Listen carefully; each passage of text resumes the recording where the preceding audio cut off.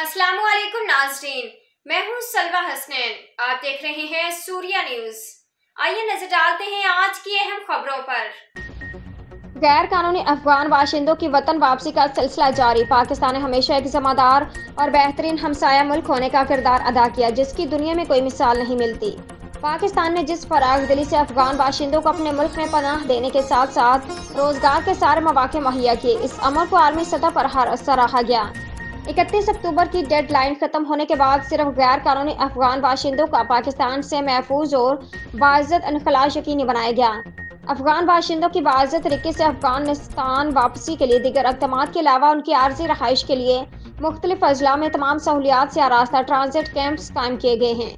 चमन और तुर्कम बॉर्डर पर रोजाना की बुनियाद पर हजारों अफगान बाशिंदे अपने वतन वापस जा रहे हैं और पाकिस्तान की फराग दिली का शुक्रिया अदा कर रहे हैं। गैर कानूनी तौर पर मुकीम गैर मुल्कियों की मुल्क बदरी से मुल्की मैशियत पर मुस्बत असरात मुरतब हो रहे हैं। 24 नवंबर को 1925 गैर कानूनी अफगान बाशिंदे अपने मुल्क चले गए। 1925 अफगान शहरी में 450 मर्द, 435 खवातीन और 1040 बच्चे अपने मुल्क चले गए। अफगानिस्तान रवानगी के लिए 135 गाड़ियों में 516 खानदानों के अपने वतन वापसी अमल में लाई गई है। अब तक कुल